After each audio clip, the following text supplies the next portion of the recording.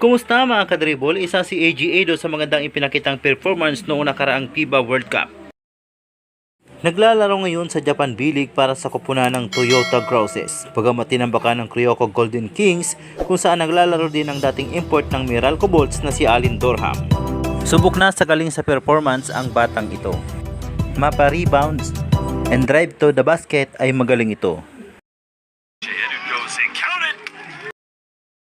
Mapa pick and roll and mid-range jumper ay magaling din talaga ang batang ito.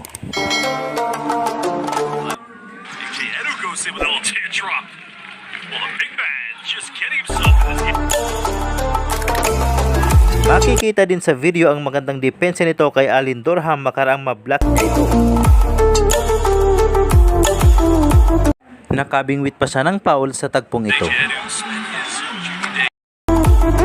Karamihan sa score ng Toyota Grouses ay nagmula kay AG Edo.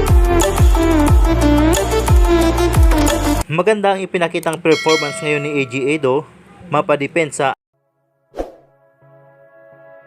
at opensa man ito.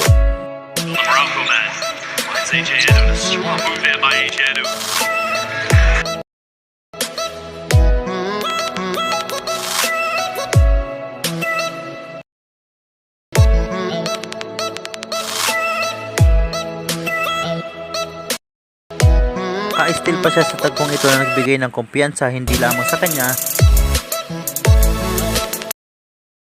kundi pati sa buong team niya.